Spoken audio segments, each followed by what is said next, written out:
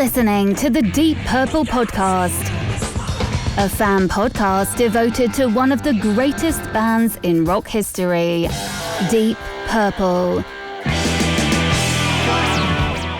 Your hosts, Nate and John, cover their shared history with the band, discover new music together, and cover the farthest reaches of the Deep Purple family tree and beyond.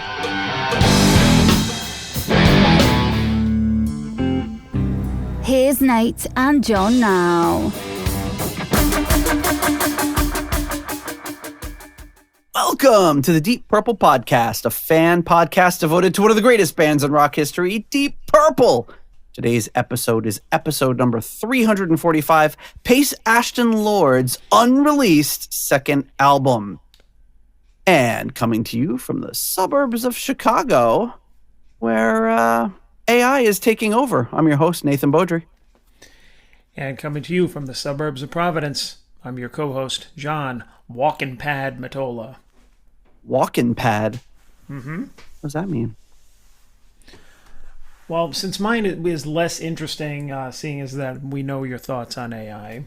Love it. Love it. Spoiler alert, folks, that's a lie. That's AI Nate saying that he loves AI. Yeah.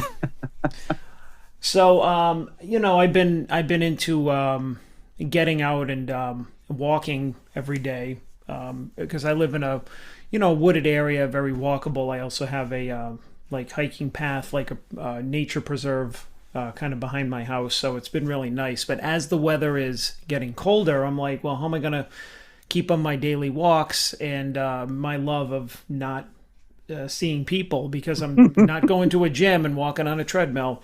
So I looked into it, and there's these things called walking pads, which is basically it's a treadmill, but without, it's not a giant thing with the, the thing in the front and the display and everything. It's basically just like a little, what do you call that mechanism? It's escaping me, but it's just like a little pad, just big enough where you set it and you just hop on and you just get your steps in. You just walk like in place, like on this thing? Yeah. So it's not even like a treadmill. You're just like marching, like a little marching guy? No, it's like a little mini treadmill, but it's just like the bottom part of it. But it's like... it is? So it actually moves? Yeah. Oh. It's smaller. It's what is the name of that? How come I can't think of the word. It's like a conveyor belt. A conveyor belt, okay. Yeah, conveyor belt type of thing. So you get in that natural... Yeah, because, those are some of the options. It's just like if you really want to get movement or get your steps in, you just stand there, you just march in place. So I thought you were doing it. I'm like, what... Well, no, that's stupid. It feels like unnatural, this way it's like you still get that walking motion in, and it supports like a full adult weight, and it gives you that some of them get up to the speed of running, but I don't need that. But yeah, it's just one of those things where it's especially on the days where I'm less active or not at work, you got to keep that movement going. I've been just trying to do that for my own health and well-being. So it's supposed to be arriving today, so I'm excited. Oh, nice. So next week I'll let you know how it turns out. He's like, return that piece of crap. I hate it. Your next episode, John Walking Pads Suck Matola. John Amazon returns Matola. Yeah. Oh man. All right, so tell me, what in God's green earth did AI do to you this time? Oh, what hasn't it done? It's just a blight on everything. It's terrible. At first, like, I have to admit, like AI was, I don't know, let's say within the last year or something, I heard you, AI, this and that, and I'm like, it's not that bad. But more and more days, weeks go on, and I just see more of it creeping up in my social media feeds and stuff like that, like the obvious fake videos or voice or whatever. But then there are the ones too where it's just like, now I'm just I don't like it. I don't it's terrible. I like some of the uses that it can have, but I just don't like how pretty much now everybody's questioning, like, that's got to be AI, because there are some things that look really convincing, but you kind of you take a beat and you're just like, that's not real. And it's kind of sucks that it has to be that way, you know? I saw this one the other day, and I'm looking at this woman, and I'm like, I mean, you know, that's the thing is, like, on a subtle, we're human beings, obviously. On a subtle level, you're trained to know what a human being, how they act and how they look when they make movements and stuff. And you're looking at it, you're like, something's off. And then I noticed this woman's teeth. They're all they're like super, super square, and like some are like slightly trapezoidal. And I'm like, that's just not what teeth look like. That's not what bad teeth look like. That's not what like super, you know, sometimes you see people with these veneers and everything, and you're just like, oh my God, it's too much. But like, this isn't that. This is like a different level. Like those teeth are just wrong. And then obviously the hands and fingers are usually a clue. But yeah, it sucks. It's kind of ruining everything. And did I send you the video the other day? There's this great video of this guy that he always does these reactions to videos, and somebody was they're talking about like, well, a few things in the news. They were like, oh, if we can't use our AI platform to steal all the music and writings and everything and movies of all these people, then we're going to go out of business. It's like, well, tough and good. Go out of business. How is that okay? Like, remember like 20 years ago or 25 years ago with Napster and those things before the movies, like, you wouldn't steal a car. It's like this is so much bigger than making a copy of a CD for your friend or burning a CD you downloaded. This is like training things on stealing all of your intellectual property. It's terrible. Well, I mean, there's also somebody could just make up security footage from a 7-Eleven of Nate holding him up, and then all of a sudden the cops show up at your door. I've seen those too, like the fake security footage things. But the one thing I don't like about it is there's a movie account that I follow, and the guy on it is very knowledgeable. He's really good. Gives like all these old Hollywood facts, and he did one video about AI, and it was really interesting.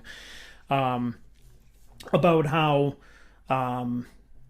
it's being used to change older pictures. Like they'll show old Hollywood stars, and they like will show the original and then the AI one where it's very, very subtle changes in like makeup, hair, like shape of their eyes to kind of fit modern beauty standards. And doing stuff like that is like essentially erasing history. And I thought it was really honestly thought-provoking, because it really, I mean, stuff like that happens. Pretty soon you're not going to be able to find the originals anymore, except for in like hard texts, like textbooks or like physical media, which becomes increasingly rare. So if you do like a search for Cary Grant or something like that, is the picture that you're seeing of him from the 40s or the 50s the original, or is it AI altered? And the only way you can actually see an unaltered picture of that celebrity is like if you have like a book, like a physical property. And it's like, that's one of those ways that it's like, all right, now times that by like 1 million, how it's doing that with everything. And it's can be pretty scary. There was I can't remember if I sent it to you or not, but there was one that I was watching yesterday, and he's like, with AI, everyone can be creative. And he's like, not everybody is supposed to be creative. That's and it's true. Like, what he said something along the lines of like, before AI, like, nobody, if you had some stupid idea, we didn't have to see it, and that was better. You know what I mean? That he was making fun of it. It's like, oh, you want to see the Queen playing tennis with Freddie Mercury? It's like, it's so freaking. To me, it's just like parlor tricks. You know what I mean? It's like when you first see it, you're like, oh wow, that's impressive. It looks realistic. It's like, wow, that really looks like you're the Queen doing like gangster rap or whatever. You're like, haha, it's funny because it's the Queen. But yeah, then you get past that and you're like, well, but there's nothing there. There's nothing like long lasting, nothing that's going to, I don't know. It's horrible. It's horrible. The parlor tricks are over, but at least it's going to crash the world economy in the process. So that's good. We got that to look forward to. Maybe by the time this episode's released, who knows? Wonderful. And and now that we spent almost 10 minutes on our AI cast. Yeah, this is Nate and John's AI cast, where we hate AI unless AI has taken over, in which case we love you guys. You're awesome. We'll do anything you want. All right, folks. Well, if you want to support the Deep Purple podcast, we don't use AI. We don't put out these videos or these ads on our podcast. Our podcast is 100% free, and all I get, and that's another one I get lately, Walton Goggins ad for GoDaddy, where he's like, "Oh, if you want to start a business and you want your business, but you don't know how to run a business, AI will do it for you. So you don't even have to know what you're doing. I'm Walton Goggins." And I'm like, so you're just basically promoting a scam. Yeah. You're like, oh, just pretend you know how to do a business and then people will give you money if you sign up for GoDaddy. What is the world coming to? If you don't know how to run a business, don't start a business. Learn about it. It's like, I don't know how to be a plumber, but I'll just make this website that looks like I know how to plumb. And then I'll just come to your house and I'll wreck your pipes. Is that the correct verb, to plumb? To plumb. It's like, yeah, what is he doing in there? Yeah, he's plumbing. Exactly. Or is that verb? Yeah. Isn't plumb come from the Latin for lead? It's like pipes used to be made of lead.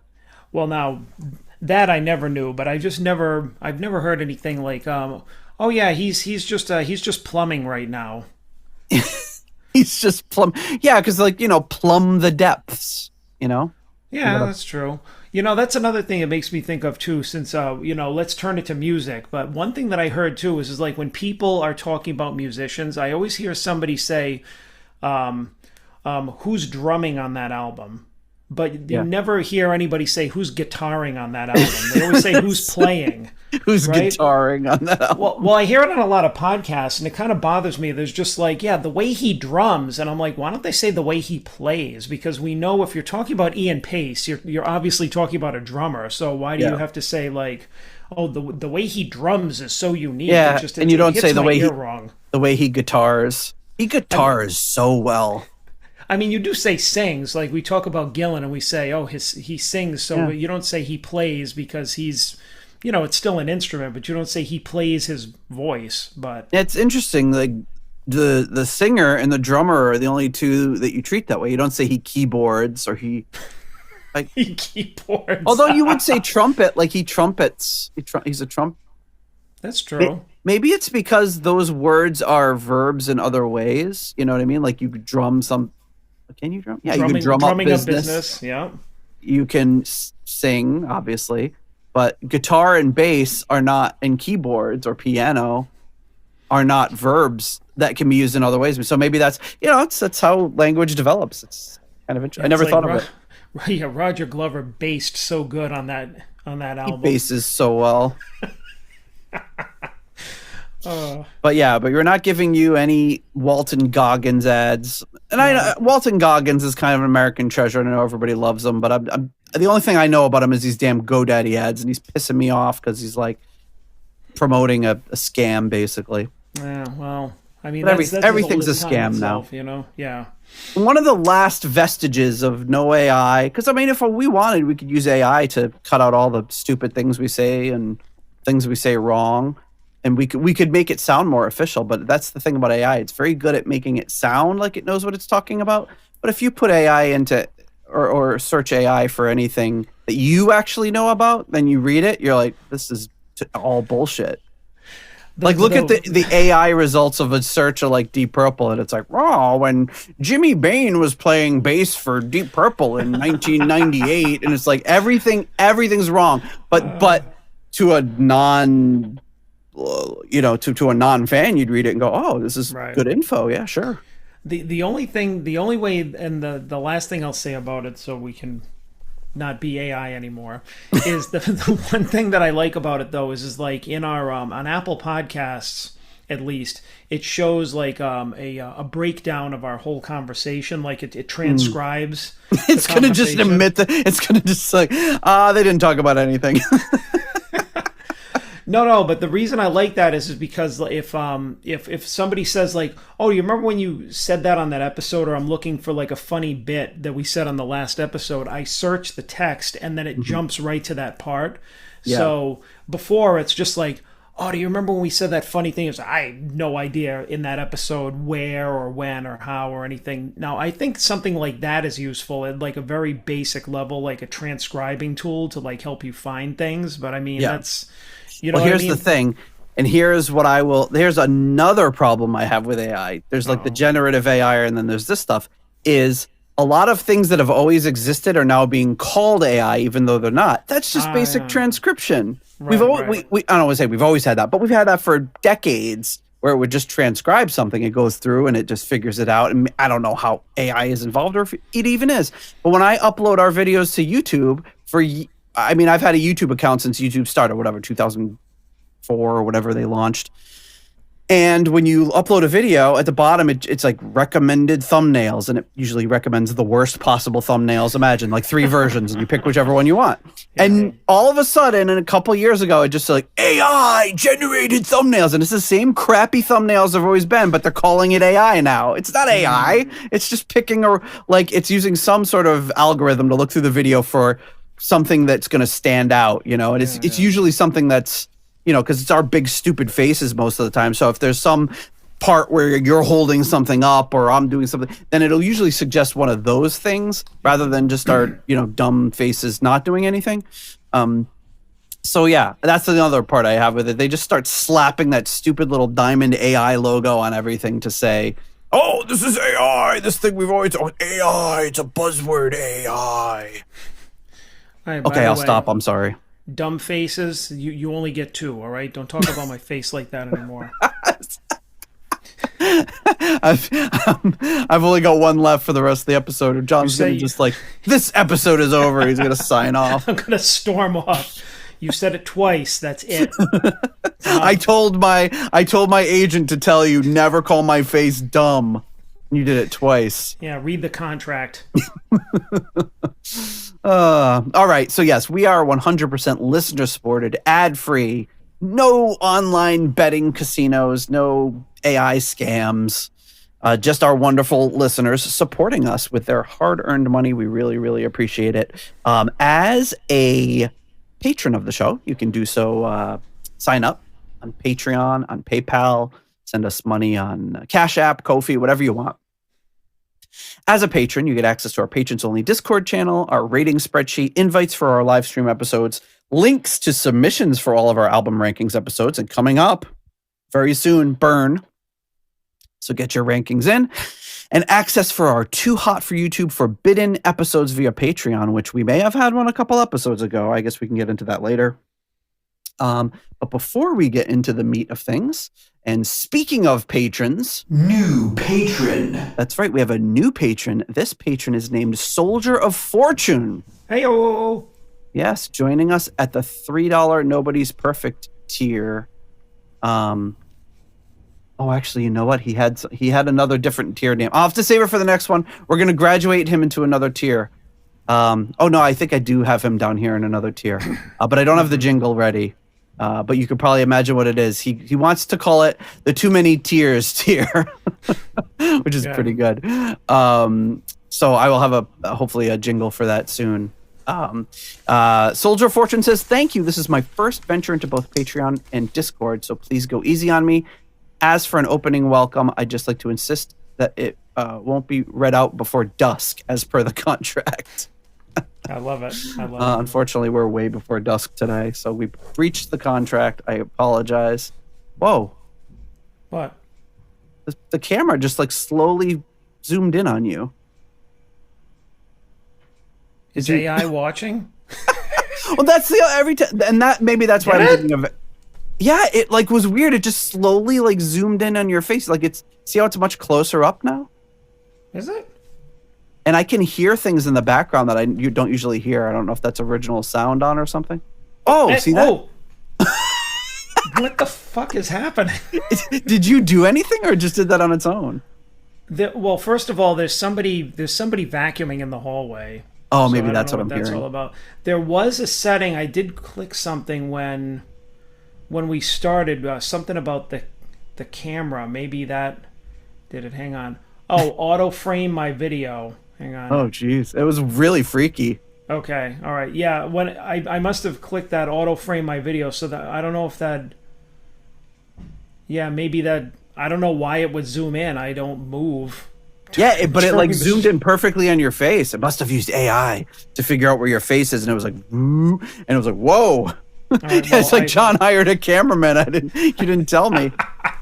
I imagine that guy in UHF, you know, that's behind the camera eating the big hoagie, and he's like, oh.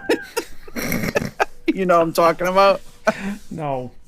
I think it's like that one where like Framer, like Michael Richards, like blasts a kid with the fire hose, and the guy's behind the camera is eating a big hoagie, and he's like, "Oh!" I don't think I've seen it, but your description of it sounds hilarious. That's John's new cameraman. All right, so speaking of not AI, but speaking of our patrons, let's thank them. And of course, we have our executive level patrons. Coming in at the in memoriam tier, the wonderful late Gerald, Jerry, Kelly, and family. At the $25 uncommon man tier, we have Ovis Knockvi and Purple Maniac. At the 20 is plenty tier, we have Alan.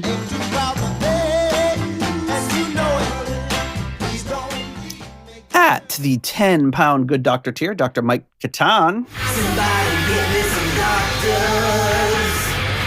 At the turn it up to $11 tier, Clay Wambacher, Frank Thielgard Mortensen, Mikkel Sheen, Will Porter, PhD PP, and Michael, don't call him Bradford Bagford. At the $10 someone came tier, Ryan M, Jeff Price, Victor Campos, Better Call Saul Evans.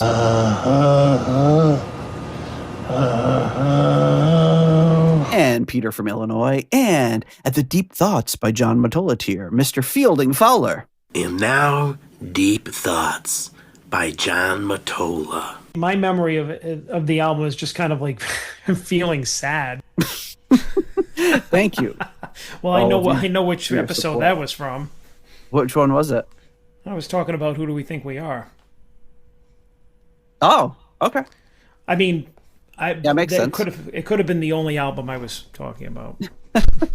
And then, of course, we have our wonderful Hall of Famers. We have the one and only Rich Youngly, Shaylo, Jorg Planer, and Norman Weichelbaum. Thank you to all of you for your support.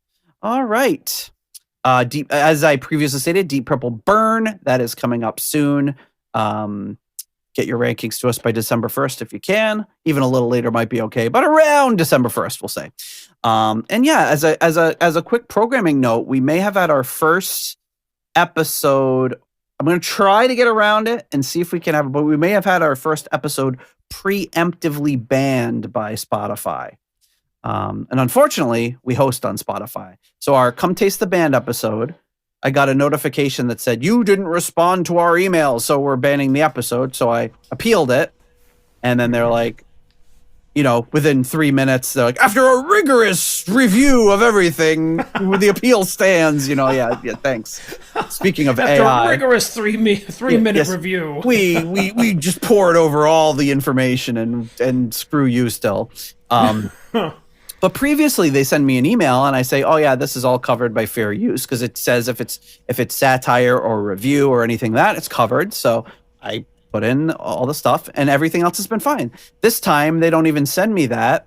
And I even spoke to somebody and said, hey, like, what's going on? Like, this is getting banned and I haven't gotten any notification. And they're like, oh, we'll be right on it. And it's still banned. So what I'm going to do is I'm going to put up a little note in there to say, hey, this episode might be missing. You might have to check out YouTube. You might have to check out Patreon or whatever. And I'm going to try one more thing to try to mix it differently to see if I can get it through or see if they'll actually alert us this time. And that's it. And then I think, unfortunately, we have to look for a new host because we hosted with Anchor. Spotify bought Anchor, and now they're making all these changes and making it very difficult to do what we do. So stinks. Meanwhile, there's other podcasts out there just playing songs start to finish, no no review, and they're getting away with it. So it's no accountability. Well, what are you going to do? So anyway, more information to come on that. Okay, so today, John, it's been a while since we talked about Malice in Wonderland. This is the Yes. 2019 release of the album. And this has all the songs they recorded for their second album that was never released. They're not complete. It comes from a master mix. I can go through the details here, actually. So in December 1976, they started rehearsing and preparing to tour for their first album. They had this big stage set designed, which you can remember if you've seen like the live videos, like Bernie Marsden's like up there on a big pedestal and everything. It's really cool. The guy who designed it was the guy who did all the stages for The Spy Who Loved Me. And they rehearsed at Pinewood Film Studios where they filmed Let It Be. John went on local radio stations talking things up. And he said specifically, this band isn't going to be Deep Purple Mark 7, which is funny. He skipped a few marks there. It's not an attempt to recreate Purple. It's a total new direction for me and Ian. They only played a handful of shows. Tony falls off the stage, breaks his leg. That's kind of the end of the tour. After the shows, Lord and Ashton went to America to promote the album, and they returned to Germany to start working on the second album. So Tony Ashton says, we went back to Munich to start recording the second album and got some tracks done, but the impetus had gone and we never finished the album. Ashton said he had vocals on the song Black and White at Abbey Road, but the master tapes for the second album went missing and were never found, which happens like all the time with this. Oh, I think Richie might be involved. He's really going rogue if he's just like, he's like, I'm not even doing it because I don't like it. I'm just doing it just to screw with these guys. Well, I mean, he is a prankster. Yes, he is. So, yeah, Tony had a monitor mix done on cassette so he could finish the lyrics, and he still had it, and that's what's being used for the source material that we're going to listen to today. And so we're not going to be like ranking anything, but we're just kind of like listening to the tracks, talking about them, imagining what could have happened, talking about the proposition that this could have been instead of Paice, Ashton, Lord, it could have been Clap, because they briefly talked about having Coverdale do vocals, which would have almost made it Deep Purple Mark 7. I wonder why, if he's calling it Mark, well, no, why would he call it Mark 7? Maybe he was probably just picked a number out of the air. Right. It's funny because I don't remember ever hearing or seeing interviews where they referred to them as marks that early. I thought that was something that kind of came afterwards, like after the initial breakup in 76. Well, I guess maybe it did there. Maybe that's when it started from those Pete Frame pictures and everything. But yeah, it might be just when we were kids. Oh, yeah, when they're going to make Rocky 75. And, like when they would joked about movies. Like even Weird Al had that song about like Rocky 23 or something. And it was, they only had like 3 movies out of that part. It wasn't crazy. Yeah. And the song Yoda is like, we'll be making these movies till the end of time. It's like, it's only 3 movies. They did wind up making a bunch of them, yeah. Yeah, and wasn't that was a gag in Airplane, wasn't it? Like there was like a poster for Rocky, XXVII, in the airport, right? Yeah. Or it might have been Airplane too, because that was supposed to be kind of more futuristic. So yeah, we're just gonna kind of get into these tracks, listen to them, see what we think. Some interesting stuff about this album, and let me just pull up some artwork here. So we've got the artwork from the original album here, which is, of course, we talked about many moons ago when we first talked about this album. You've got the scary, very scary looking devilish young girl looking like she's about to kill you. So there was an unofficial release of this I found in Italy, and they used this, so they kind of changed it to these blue tones, and they called it Malice in Wonderland 2, Another Story. Okay. And I this came up the other day in a search. I was like, wow, I've never seen this before. Yeah, it was some unofficial release, but I thought it was kind of cool. So the little sticker on the CD that I have there says Ian Paice, Tony Ashton, John Lord, includes remastered bonus tracks from the band's long-lost second album, detailed liner notes with the story of Pal, and previously unpublished photographs. Okay. That, and then there's a cool photograph of them all standing on a trail in the woods, it looks like. Paul Martinez on bass. It says bass guitar and Hilda. Hilda's capitalized. Who? I don't know. Who's Hilda? I don't know. Somebody knows. Somebody's listening to this and being like, you dummies, everyone knows the story of Paul Martinez and Hilda. I don't. I mean, maybe it was his wife. Let's see. Paul Martinez. Well, it's actually, I found Paul Martinez obituary, Tucson, Arizona. Paul married Hilda, but this is a different Paul Martinez, so I don't know. So who knows? Tony Ashton, vocals and keyboards. Ian Paice, drums and percussion. John Lord, keyboards and synthesizers. Bernie Marsden, guitars and second vocals. See, and then you got like three guys from Whitesnake on there. Yep, 3 guys from Whitesnake, 2 guys from Deep Purple. Deep Purple Mark 7, we'll call them. So it's got the 2001 remaster on this one. They remastered the original album, the 9 tracks on that album, and then it goes into the bonus tracks here after that. So, shall we get into this these tracks? Yeah, let's hit those tracks. Should we thank our next level of patrons first? Yeah, hit it. I'm like hearing my voice kicking back from your on your vocal track. A little echo. Sorry. I don't usually hear that. That's weird. Don't ever really hear that. Okay, so thanks to our core level patrons coming in at the $6.99, the Nice Price Plus tier, Spike the Rock Cat's Ghost and Sugar Tea. At the episode $6.66 tier, we have Steve Coldwell, Arthur Smith, Getting support from the patron Arthur Smith, Anton Glaving, Pain in the Glaving, and Charles Meadows. At the $6.65 Almost Evil tier, Kenny Wymore and Richie Sucksmith. At the 70 Norwegian kroner tier, we have Kai Runa, Yes, I'm Norwegian Olsen.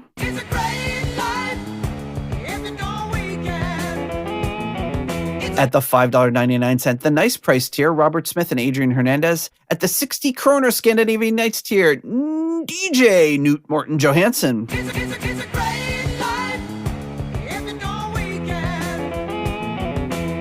At the £5 50 tier, Merline Rota. At the $5 money lender tier, John Convery, German Heindel, Jesper Alman, Alexi the Perfect Stranger Slepikov, Kev Roberts, Scott Zern, Cynthia Doobie, Raf Calf. My Czechoslovakian is not so good. Coyote Bongwater. John Maselli.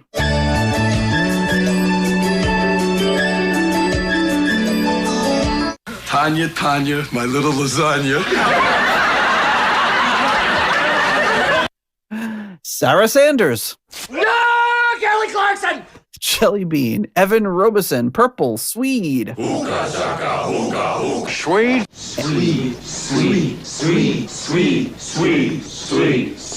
Sweet. And Ralphie Lee. I hope to meet you again real soon. You have a good deep purpley day. Thank you to all of you for your support of the Deep Purple podcast. All right. First track up on this interesting release is called Steamroller Blues.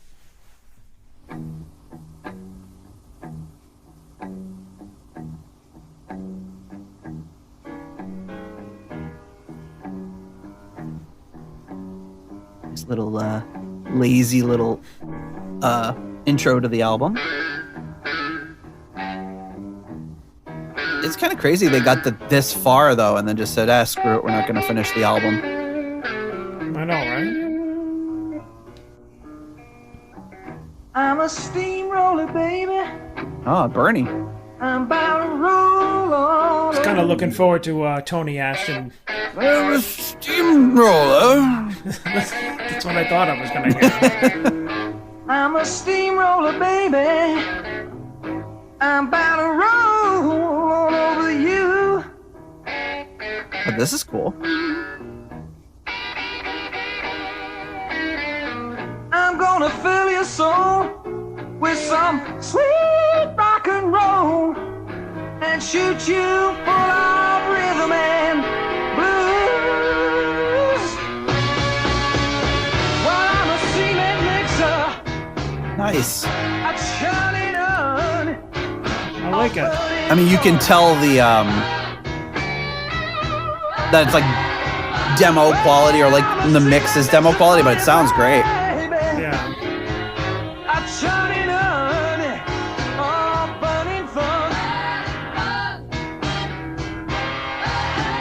I like the horn section in there. Yeah, it's great. Female backing.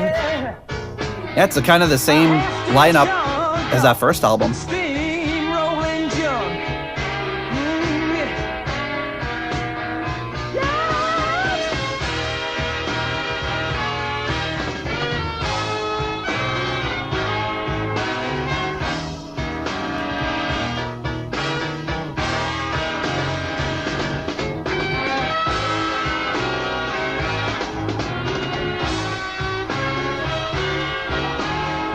So apparently they'd already performed this one live in concert with Bernie Marsden. We might have even covered it on the live one we did. I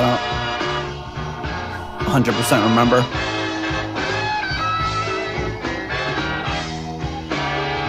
And I just picked this up like just the other day. I hadn't heard these tracks before.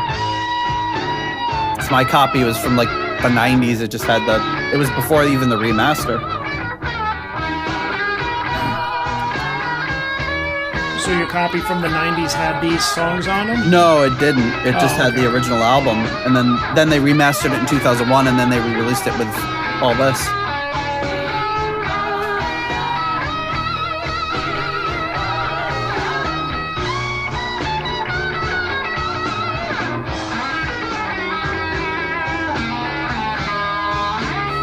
Would have been cool if Coverdale had hooked up with them. Yeah. Ooh. I mean, definitely in the same wheelhouse. Sounds like probably a Tony Ashton organ solo. Yeah, Tony Ashton always had that more revival organ type of sound, like revival music. So it must be Lord on the piano in the back there.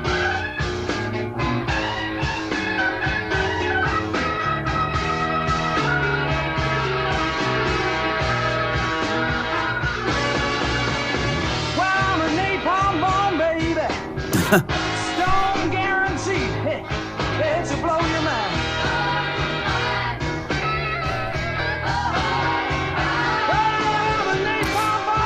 It's kind of a horny sort of blues song, and I don't mean like the horns in the background. I mean like just the lyrics. Oh, okay. I didn't know if you meant like it had a lot of horns or like it was sexual horny. It's very sexual. Well, both.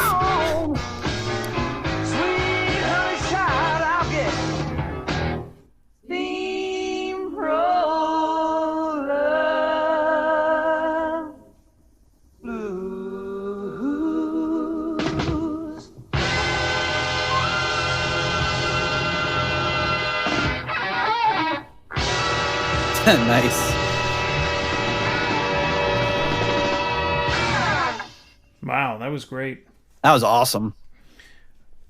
Now, the difference between that and a lazy blues song is that you can feel that the effort went into that song, like on every level, like not just the performances, but the layering. Like they put in the horn section, they had the backing vocals, they had kind of like different dynamic parts to it, and it sounded like it was very exciting. Like you can tell they were into it, you know. Yeah. And that's a difference between like when I first hear the dun dun dun dun dun dun, I'm like, oh boy, you know. I mean, at first I was just kind of like... We've been down this road before. Like, okay, let's see where this goes. But instantly I was just like, okay, because, I mean, you could tell Bernie was into it with his singing. His playing had finesse. The solo was great. It was a really good solo. Yeah, all the different layers of sound. You know, you could tell they weren't just like, let's just come up with something in the studio. Like, this sounded like it had thought behind it. So I thought it was excellent. Yeah, 100%. Very, very cool. The ending, the weird, it's like, and the horns and that a cappella part. I mean, it's just, very, very well crafted, well played. Great addition of the horns. kind of remind me, and it might come from, I know Bernie really loves Albert King, and I'm a huge Albert King. Well, huge is, I don't know if I have the cred to say I'm a huge Albert. I have probably 5 or 6 of his albums that I really, really love and play often. And the thing I love about what he does is when he's got those horns in the background, and it's, again, he's not phoning it in with the blues. He's playing it, and he's just all in. His vocals are great. The horns are great. And this kind of reminds me of that. In fact, when he did that album Kings, it was B.B. King, Albert King, and Freddie King. He did songs from all 3 of them, and he did I'll Play the Blues for You, which is one of my favorite Albert King tracks and albums. And it's just great. And I think the thing that makes it great is the horns in particular. But yeah, at first it was very horny sounding song. Like he was just like, I forget exactly what he said, but it was something like, I'm going to bend you over and fill you up with my rhythm and blues or something like that. It was like, okay, all right, easy, Bernie, easy. But he was saying things like that about what he was going to do to you with where he was going to put his blues and his rhythm. And I was like, okay, he's really getting I wonder what into those are code words for. Yeah, I know. He must be feeling very sad. Yeah, but I think that would be an awesome opening track because it is a departure from the very.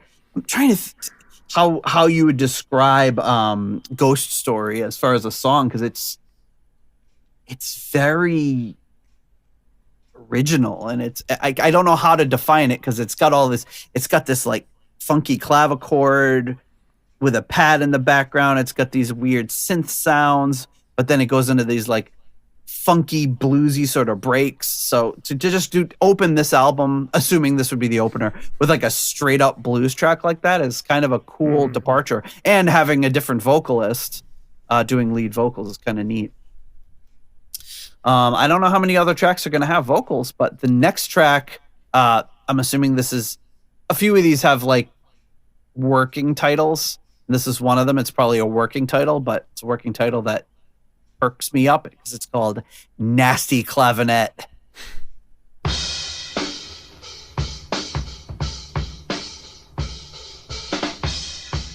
Sounds like is it Love Child, the beginning? Yeah. No, the Gypsy. Oh, yes, there we go.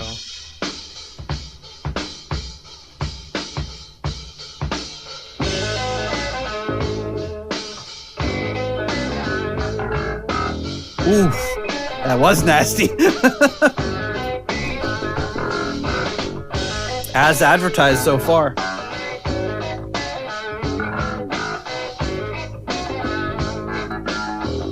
Because you've got that like more rounded low end from the stringed bass, and then you've got this really nasty low bass from the clavinet. Oh.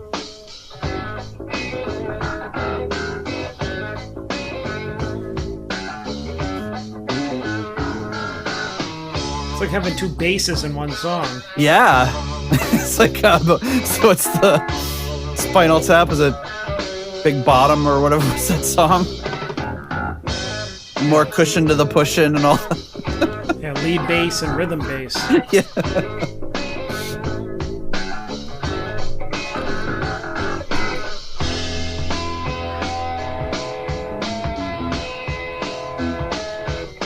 I should do my world famous. I should release this on YouTube with my world famous Tony Ashton impression.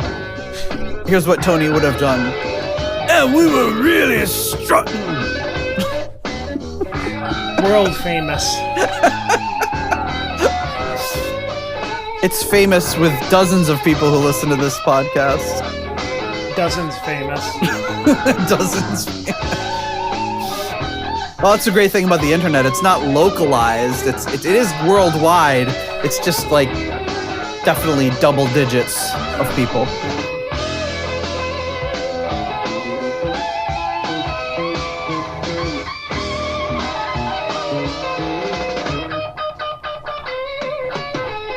Man, this is awesome. This is like right up my alley.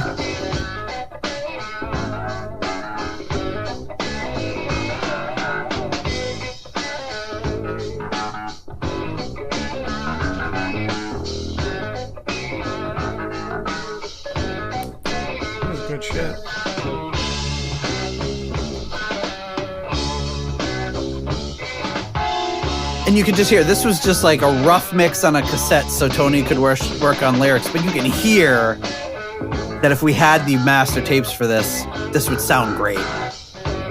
And I'm assuming it was Martin Birch, right? I mean, it was Musicland in the 70s. It would have to be.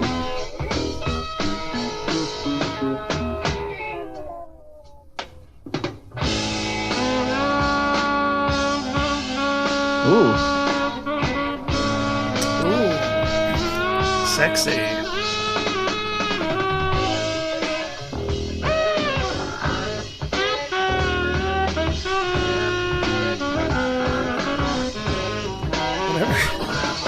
Whenever I hear a saxophone that sounds like that, I just think of the theme to The Cosby Show.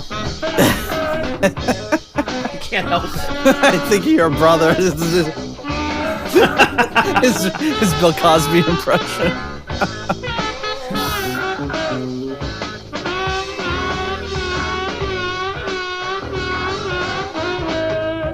Oh, we're gonna lose Rich with the sax solo, but I love a sax solo.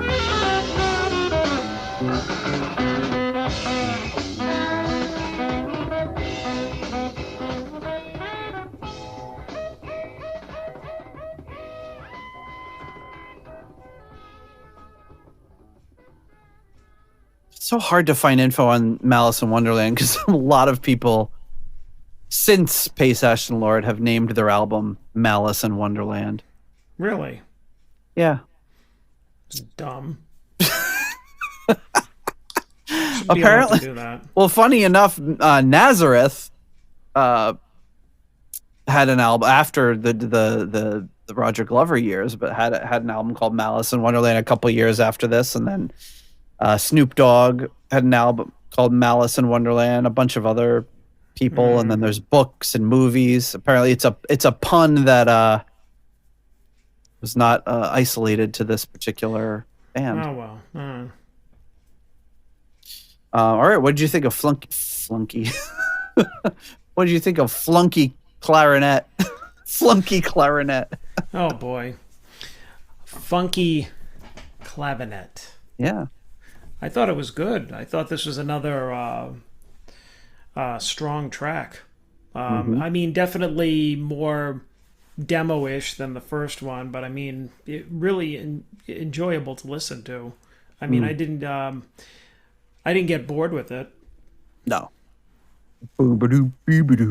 I love just like those little like boom boom, those little like off like or upbeat little things, little stabs they throw in between him and it. It's great because you don't know between Martinez and John Lord, both of them are kind of improving a bit or putting these little fills in, but neither of them know what the other one's going to do. So sometimes they line up and sometimes they're a little off and complement each other. And it's so cool. Like after every time having that, it's not like a copy paste loop and get rid of that. We don't want it to be distracting. It's that's what makes funk music like this really interesting to me is the, the playing off of each other.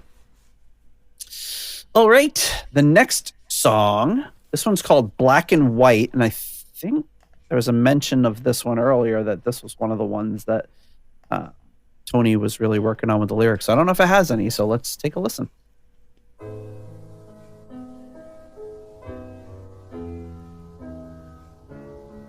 The love theme from Malice in Wonderland 2.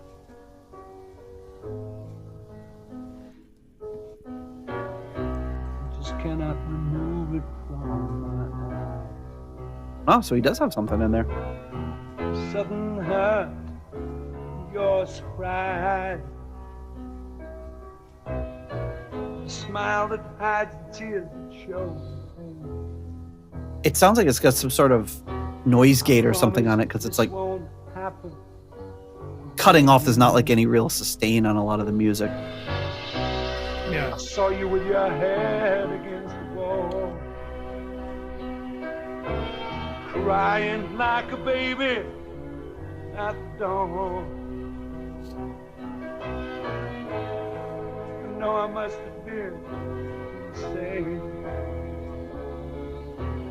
I promise this won't happen again. Sometimes I don't know day from night. Listen to this just makes me mad. It's like, how do you lose the tapes? Get it together, guys. Right? Yeah, exactly. These were pros in pro studios. Oops. Whoops, we just lost it. Well, they said they weren't going to finish the album, so We threw it out. I mean, God, I was a library aide in fifth grade, and we had the Dewey Decimal System. Come up with something. Now that I've come to realize. You're a library aide? Oh yeah, man, I was that cool. Nerd. But I'm sorry, but I got a cross pen with my name on it, engraved in it. 2 of them, a pen and a pencil set. Do you? Yeah. Well, do I now? I don't know, but I did then.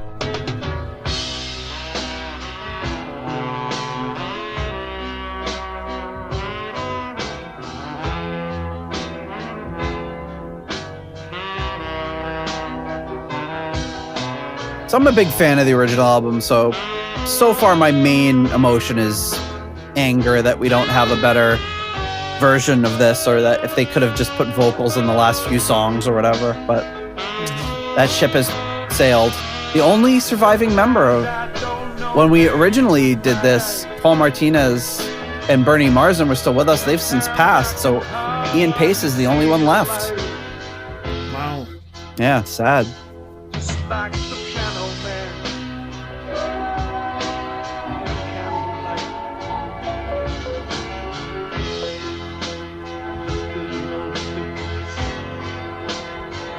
Between black and white.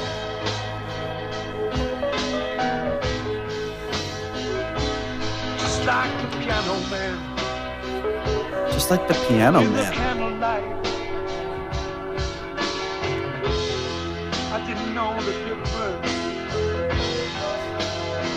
between black and white. So this comes after Billy Joel's Piano Man. Yeah, I'll forgive it. I'll forgive them. You'll forgive it because you like it better than the Piano Man, or Yeah. I mean, what's his face is it Billy Joel? Yeah, Billy Joel, right? yeah. Okay, Billy Joel, Elton John. I don't know. Yeah, if I had to pick between the two, I'm more of an Elton John guy. I mean, they're all part of the same wall of noise in my mind. So Noise. You're like describing it the way our parents would describe heavy metal. Oh, that Billy Joel, just noise. He's just making noise. It's 9:00 on a Saturday. Ah, man, who can listen to that crap? Not my favorite either, but I wouldn't call it. Oh, it's just cacophony. Can't even tell what he's saying. I don't mean it by that. Like it's like white noise. You know? Right. It's just like one of those, like, yeah, it fades in the background. You almost like don't pay attention to it. Right. And I would say that a lot of Elton John, especially like 80s on, for me is like that. But that's one of those ones that going to Joe's Moldy Oldies and picking up old albums. I picked up Honky Chateau. I picked up Yellow Brick Road. I picked up one or two other ones. Madman Across the Water. Love, that's the one I think where he looks like Austin Powers on the cover. Yeah, baby, yeah. He's got like his hair's got like this orangish tint. He's got these big black glasses. But yeah, I really dug those 70s Elton John albums. Billy Joel, I had more like a hit or miss relationship with.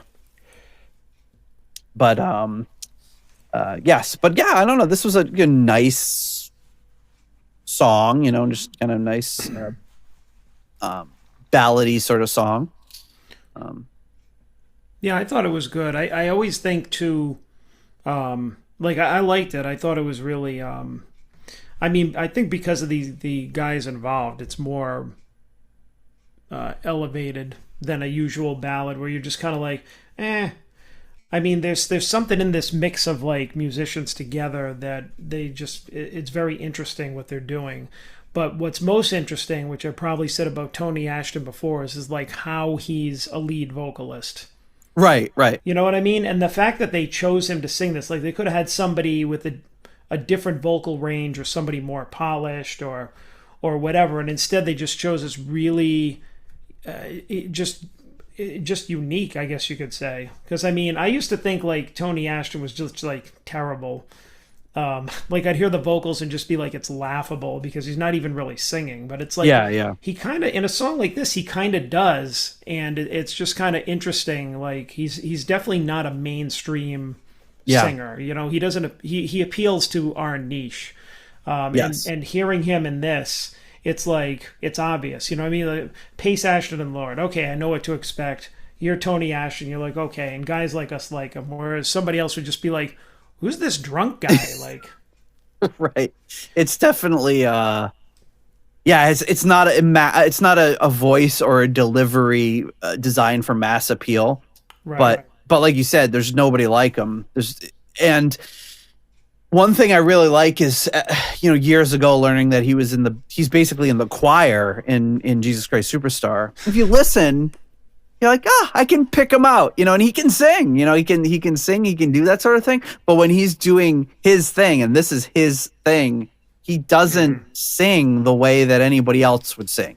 Yeah. It's half spoken. It's not that he can't hit the notes, but it's like he has this like very stilted and spoken delivery that works really well. Like one of my favorite tracks off the original one is I'm Gonna Stop Drinking Again. I think it's just like one of the saddest.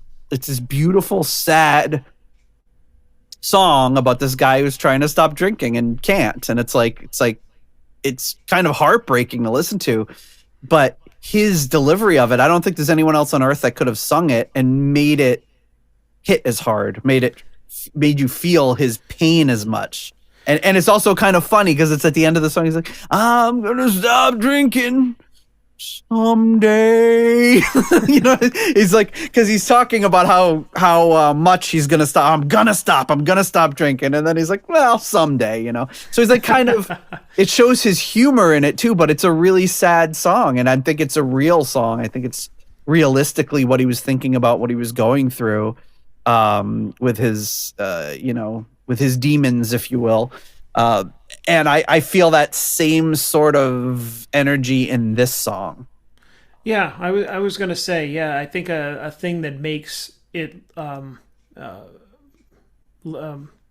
not listenable, like barely listenable, but you know what I mean? Like makes it more than just like, okay, here's just some guy who can't sing just talking into a microphone. Is that he always did have this kind of like this sadness to his delivery, or this emotion, which was very not the same kind of emotion. Like you could have put like you could have had Coverdale, Dio, Gillan singing the same song, and it would be emotion, but a different type of emotion. This is more like a sad emotion, or like a broken person type of like emotion in his voice that you could always hear, and that everything that we've read about him and we've talked about and everything is probably how he felt most of the time, and so that bringing that it brings more to the song that he does than somebody's technical abilities. Yeah, totally. You could have given this song to a Coverdale or a Hughes or a Gillan, or just go down the list. But if they're not feeling it the same way, he's just very genuine. To me, he's in the same style. I'm not a big fan of Bob Dylan, but like you gotta give it to him. He's genuine. He does what he sings what he wants to sing. It doesn't necessarily work for me the same way this does, but he's not trying to be something he's not. Neil Young is another one, not like a super strong vocalist, but he's singing what he feels. And this is really, it's touching stuff. I think I don't want to ascribe things to him that weren't there, or try to like diagnose him after the fact, but we know that he suffered from like very serious stage fright.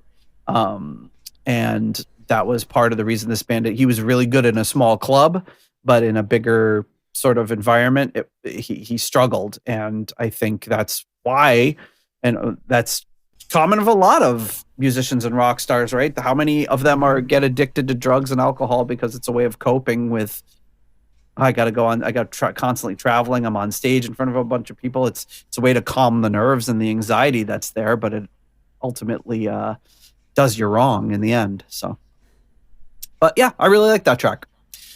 The next one up is called Moonburn.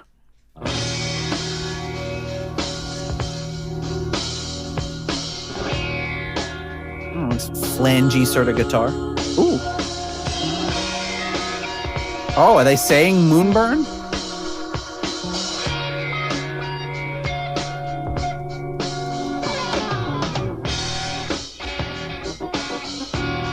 Ooh. Nice. Oof. Yes. Nate's in heaven.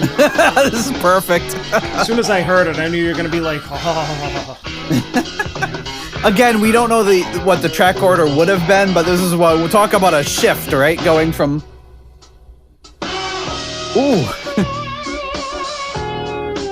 going from this funky track to this sad track to another funky one. It's great.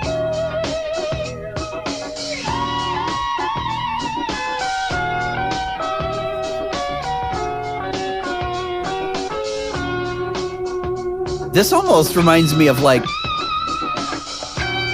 Billy Cobham, sort of like, yeah, there you like go. Fusion-y, like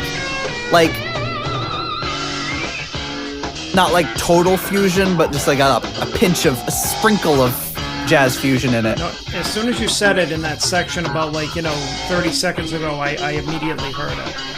Because I'm like, why does this sound so familiar?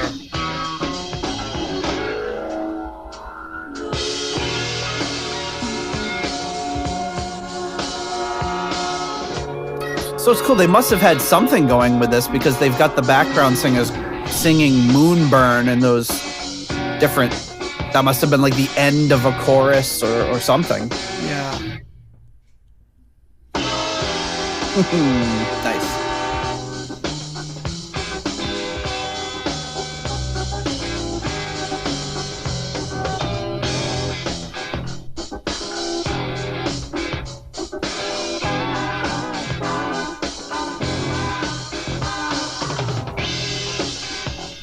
That was like a cool little synth thing. It was like, it was almost like he was putting like whole chords and like using the pitch wheel or something. It was really cool.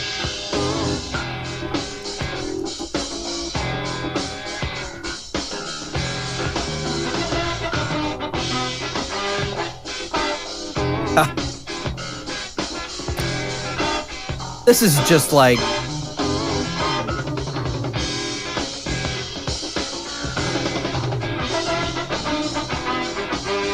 this is just pro arrangement and playing, and just no slouches involved. Zero slouches. Zero slouches. That's what the hype sticker should stay on this. 0% slouches. Zero slouches involved in this recording. Put a sticker on the album. Slouch free. Man. Slouch free recording. Yeah, there's another one like that was cool. See, now by this point, I'm thinking the same thing you are. Is like, how could they have lost these tapes? It's like you were so close too. You just needed to like put on some vocals and mix it, and you're done. Like, at least just get it out. But maybe they, I know they talk about Paice and Lord financed this whole project, and it was pricey. There's a lot of, horn section, backing singers, big group of musicians. You've got elaborate stage set, 2 guys playing organs and pianos, and like all moving that equipment around on a tour had to be not a disaster, but it had to be crazy. Having to move, you're moving a piano and you have to tune it every place you get. You're gonna have to have somebody that can tune a piano, all these people that can hook up all these wires on these various synths and organs, and geez. Yeah, couldn't have been easy or cheap. But yeah, Moonburn. Really, like I can't decide if I like that one or Nasty Clavinet better, but they're both of the kind of the same vein. Yeah, I think they're both equally as good. I like this one because like they have the background vocals in there, which I mean it kind of works. Like you can tell, like okay, they must have been where the the chorus was or the whatever. But it's like it also works if they were going to just keep it as an instrumental because sometimes we hear instrumentals that have like some background like oohs and ahs or something like that in it. Yep. So yeah, I think that it's it worked really well as part of this project. Like it's very in line with everything else. Like right now, it doesn't sound like a disjointed bunch of recordings. Like you could tell they were working on a cohesive project. Yep, 100%. Yeah, loved it. It reminds me almost, sort of in a way, like of Coronarius Redig, which is like they've got these backing vocals that they put in, but it's another one where it's like, why didn't you just leave? I know Coverdale was whatever too wasted and hung over the next morning to do it, but it's like you could have done it the next day or later that night or like, come on, man. But they still released it in the form it was in, and it's a very cool track from that session, but it's a shame that when you got something like that's incomplete. Okay, the next track up is called Dance Coming, and apparently this one, the title of this track was a twist on a long-standing BBC TV show called Come Dancing, so they called this one Dance Coming.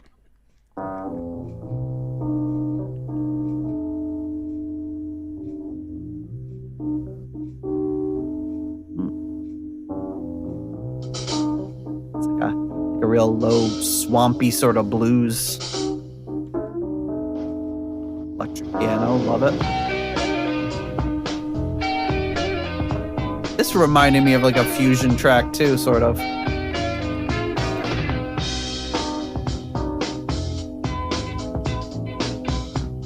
If Paice had about 70% larger drum kit, he'd be like, all those fills that Billy Cobham does. How many toms does he have?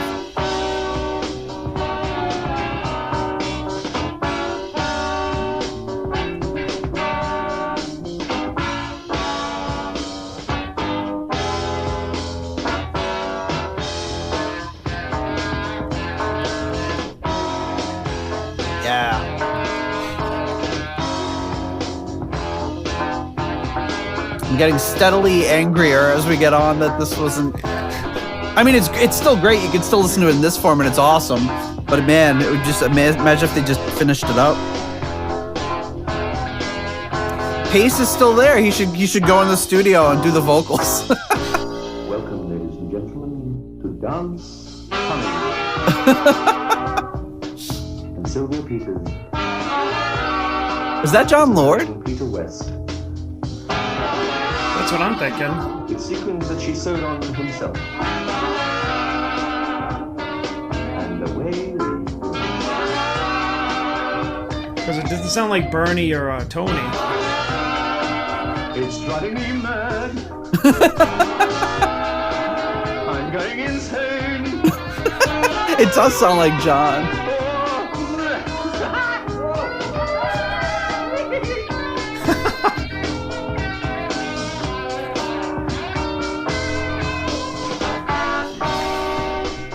Yeah, so they mentioned Peter West, who was one of the presenters on the show.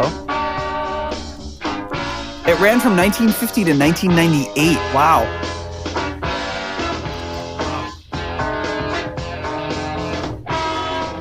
That part makes me think of Getting Tighter. Yeah. Yep.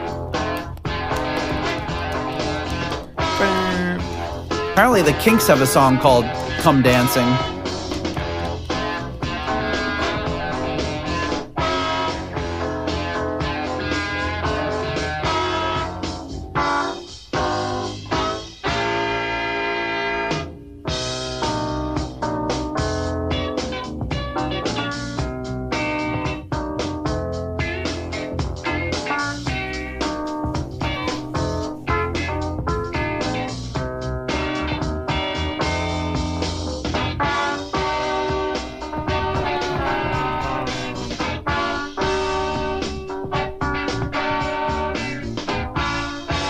don't even know what you call this kind of music.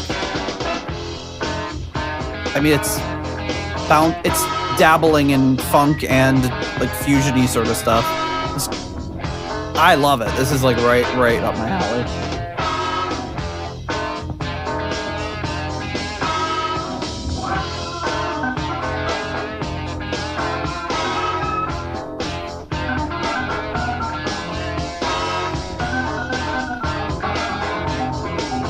And one thing you're not hearing really.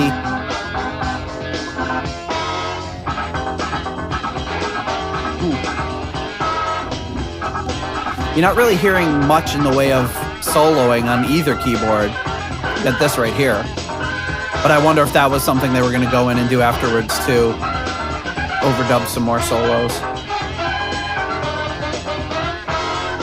Because it would be a shame to have John Lord in your band and not take full advantage. This sounds more like Tony.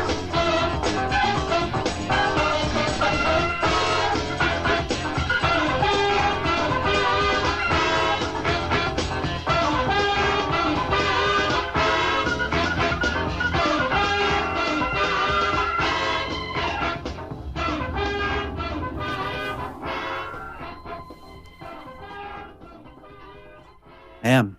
Oh, that's not the section you should be fading out on. No. That's great. Yeah, I wonder how much longer it went on, but wow, that was another really good one. Not hearing any clunkers on this one so far. It sounded like it's very promising, so I don't know. Mm-hmm. All right, the next track is called Goodbye Hello LA.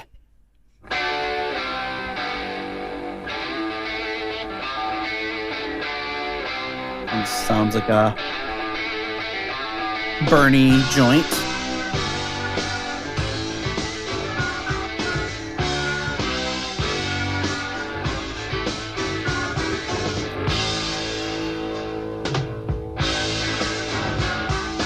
Gonna take a plane down to Mexico. Out by LA, and it's the way I go. Away from the half-stop city, I'm crying.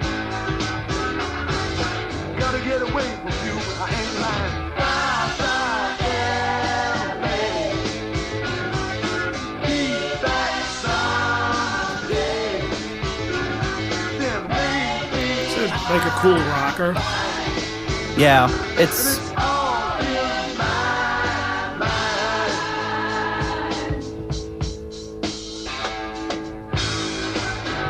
I feel like it's every time with Paice, Ashton, Lord, you think that it's going to be something really straightforward.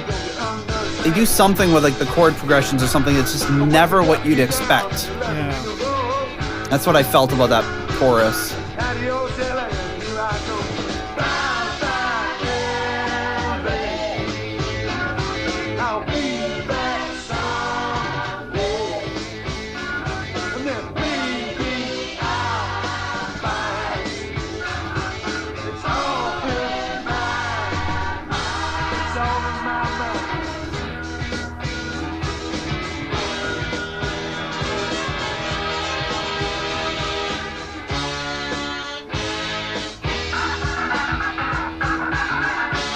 Oh, nice.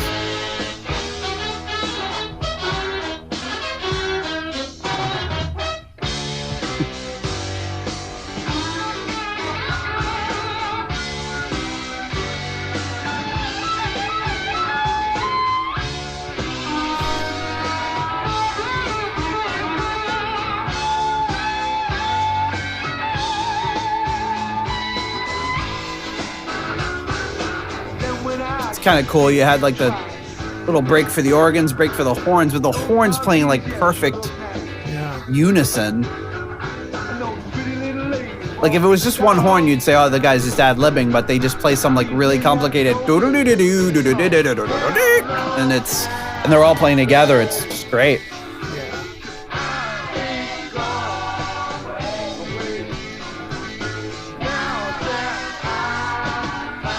And what we're probably hearing too, because he says he was going to work on lyrics with this tape, we're probably just hearing like guide vocals, you know? And I know Dan, when I used to play with him, he used to do that a lot. Like he would just sing, I don't want to say nonsense, but he would just ad lib. Just so you can get a melody in there. Yeah. And he was always playing around with the lyrics and changing them around and seeing what sounded good. Made it very hard to sing backup vocals with him. He'd always change it. I bet, yeah.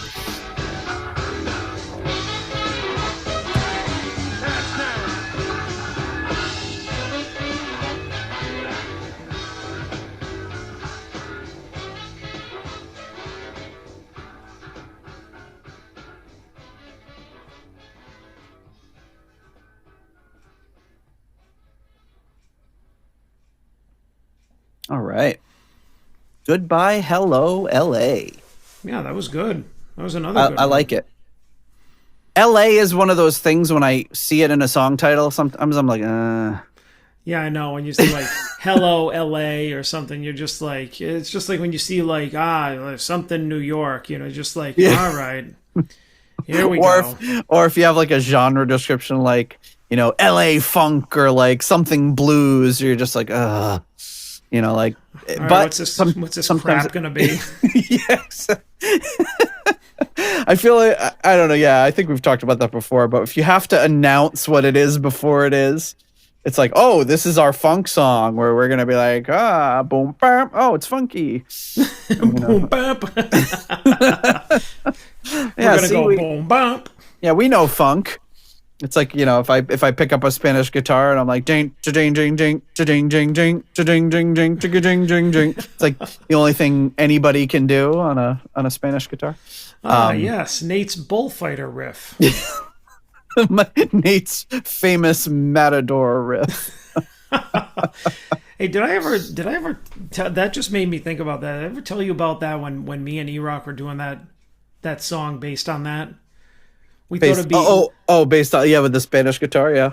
Yeah, well, we didn't use a Spanish guitar, but we used that dun dun dun dun dun riff. And then we never followed through with it, but I always thought, like, even thinking of it now, I thought it was a really interesting concept that we had is if I can remember right, is like at the end of the song, like that would be like the base of the song. You have this kind of like, you know, like Spanish guitar sounding like metal song or whatever. And then at the end, like the outro guitar solo would be like in our minds was based on like the riff was like the bullfight going on, and the guitar solo was like the charging bull. Oh, like, yeah. Trying to make the guitar sound like a bull, like to evoke that imagery. That was probably the most creative thing I ever came up with. I think you've come up with more creative things than that. Well, what sometimes I think about it, like if I don't know if I hear something like that, I was just like, that was a really like weird like but cool concept. I'm like, I wonder what it would have sounded like if we ever like finished developing it. Next episode will be John and E-Rock's Unreleased Spanish Matador song. Yeah, I don't know if we ever recorded it, you know. No, yeah, but I do remember it was just like, you know, I remember we started off like hitting an E or something with the whammy bar all the way down. They'd be like to be like, you know, to emulate like the bull. The bull is warming up. Yeah. It involved a lot of whammy bar. All right. The next track up, second from last, is this one you can tell is unfinished because it's called Untitled 2. Okay. There's no Untitled 1. But yeah, I was going to say there's Untitled 1. I guess they titled it.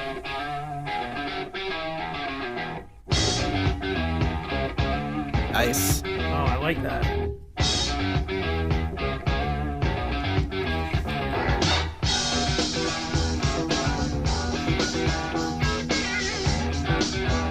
You know, it's a kind of like a funk meets blues type of thing. Mm-hmm. Like that guitar line is so like funky, but it's like a little bluesy. Yep. And then you get the horns coming in, and it's just kind of like that 70s funky, like just such a great blend of like different styles. Ooh. See, they're always doing stuff like this that you just wouldn't expect. I'm not surprised by that one. But just when you think you have the song down, they throw you a curveball. Ooh. Sounds like you're a Matador song.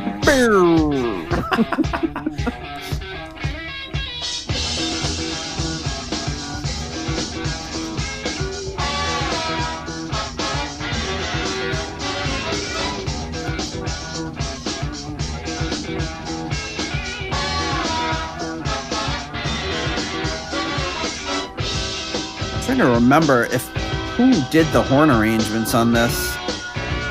I think it was the sax player. That would make sense. His name is escaping me at the moment, but I don't see it here. Howie Casey, I think that's who it was.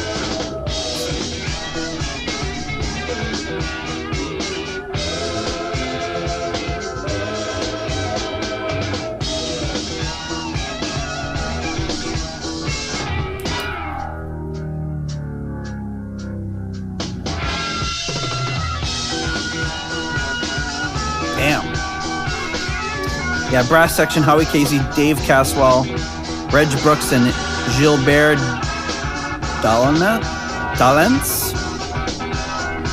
Backing vocals, Sheila McKinley and Jeanette McKinley.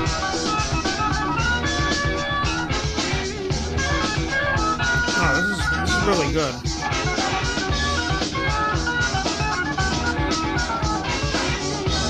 I'd say it's probably one of my favorites. That's got to be John Lord. Yeah, I think so.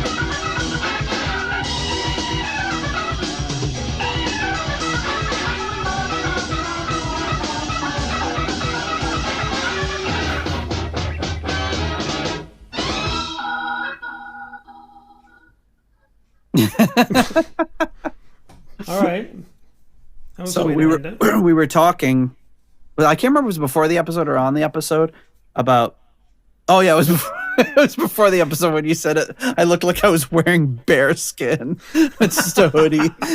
But you said I should be smoking a cigarette with a cigarette holder, and look at that, a picture of John Lord smoking a cigarette. I don't think I've ever seen a picture of him doing that before, and it's from one of these like previously unreleased photos from the booklet. It was pretty cool. Yeah, that track was awesome. Yeah, that's what I'm talking about. I haven't heard anything that I don't like on this. No, it's all been great. And it was probably untitled too, because this might have been the one that Ashton had nothing as far as lyrics and was gonna write them, and that would obviously dictate what the name of the song is. But man, like, songs are they're ready for prime time. They're ready to go. They're tight. You can tell, even though this is like a rough mix that was on a cassette for who knows how long in his desk drawer or whatever. So who knows the quality of it. Sounds amazing given all of that. But you can tell even through all that this was produced great and sounded great.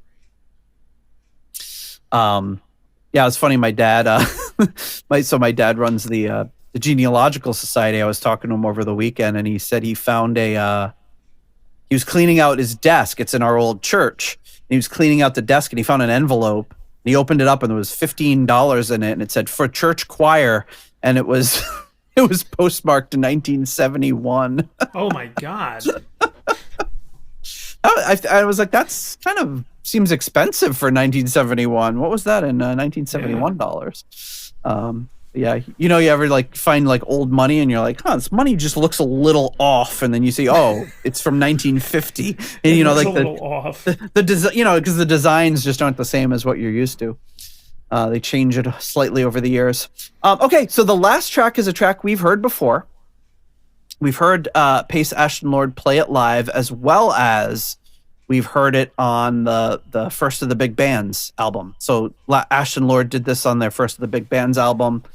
And this is them re-recording it for this album. So I don't know if it was going to be the closer or what, but it is on this. And it's called The Ballad of Mr. Giver.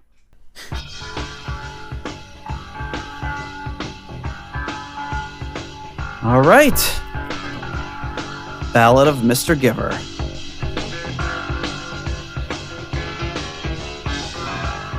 I wonder if they're gonna have the vocals on this one, because he would have been very familiar with this one.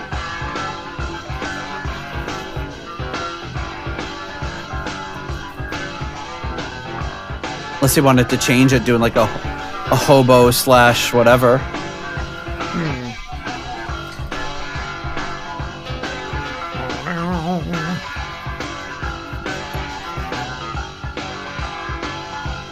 So you know what I found? What's that? Is that adjusting for inflation, $15 from 1971 would be the equivalent of $120 today. Oof. Man, that's a generous donation. Yeah, somebody really loved the choir. Well, that's putting it mildly. Now, seriously speaking, I don't know if I know you, but if you listen close enough, I'm sure it's gonna blow you. The story I'm referring is really gonna shock you. Your fingers gonna wobble and your knees are gonna knock you. Your knees are gonna knock. You had a little plot that's way down by the river.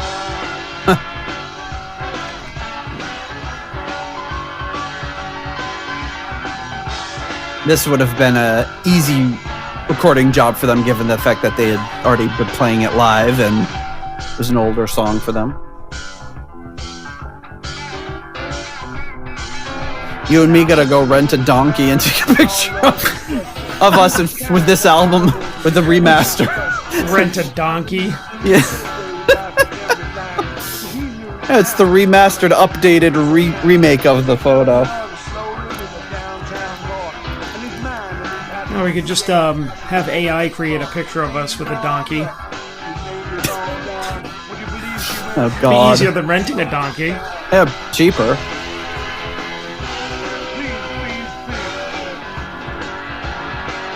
AI, generate a picture of me and John where I'm wearing a red polo shirt on my... about to leave for my late night shift at the deli.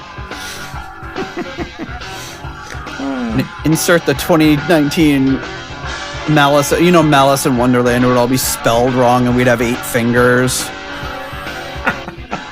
Somebody posted the other day, like, some picture of a guy, like, trying to look all professional on LinkedIn. There's just some random hand on his shoulder. Like, it's like somebody's got their arm around his shoulder, but there's nobody there. He's just by himself in this room. It's like, and he, like, creepy. He posted it. He was like, oh, this is a good picture. Oh my God. What was that thing from the Addams Family? Was it The Thing or something? What was the hand called? The hand that... You know what? I don't remember. Thing. That's what it's Thing. called.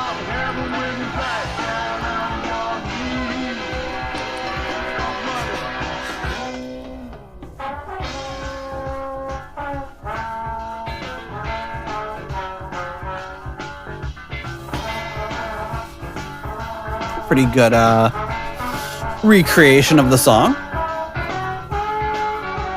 But based on the stuff they were writing, I think I almost would have rather had another track like that.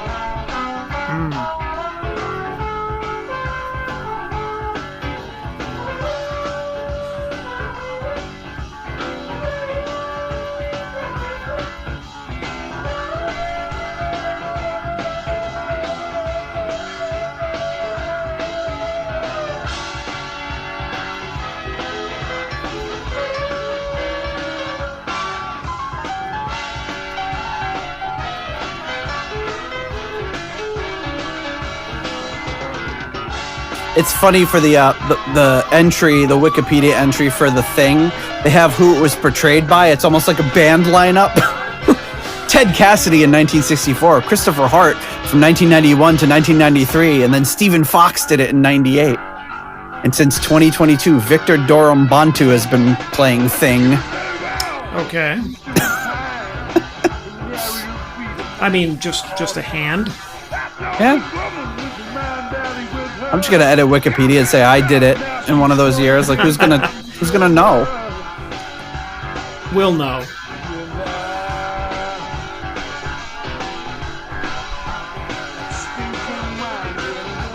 Oh, Ted Cassidy was the guy who played Lurch. So he did wow, he played multiple parts.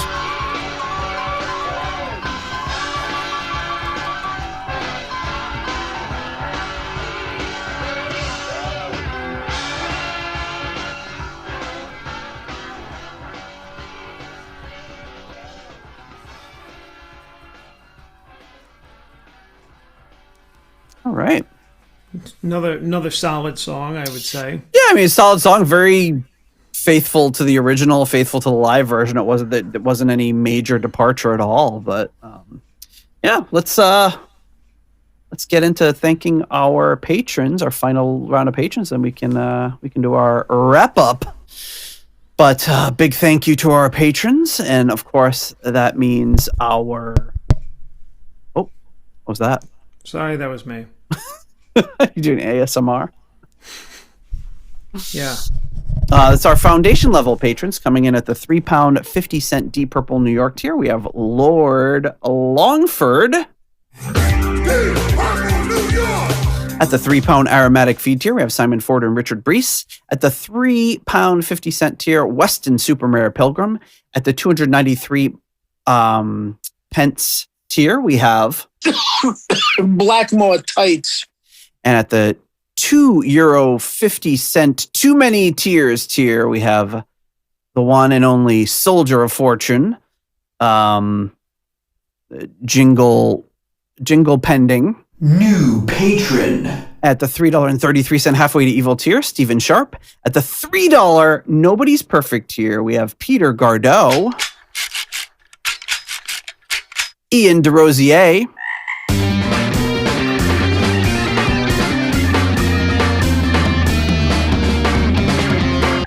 Mark Roback, Stuart McCord, Ivan Fjeldbu,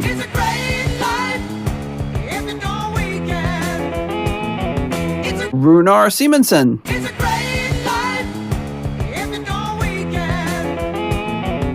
Ruinous Inadequacies, Corey Morissette,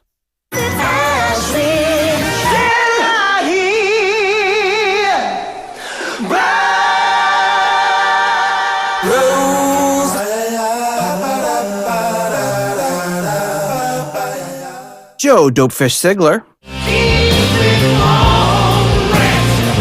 Adam Cork, Tim Wood, Steve Down to Earth Kohler, Make your love. Michael, Matt R, and Jesus Christ Superstar. At the 10 Cold Hard Danish Kroner tier, we have Karsten Lau. Cold Hard Danish Kroner. At the $1 made up name tier, we have the Nasty Gravenet, Leaky Mausoleum, Stephen Somerville, the Concerto 1999 Fanatic, Hank the Tank, Private Eyes, Ashen Lionel, Swapper the Electric Alchemist, Andres Engstrom, ICDC, Durple Purple, David Haddam, Graham Bonnet's Disco Pants and Haircuts. I said, Graham, our audience expects you to be a bit more dirty. Disco Pants and Haircuts, yeah. I'm just going to put my guitar across his head.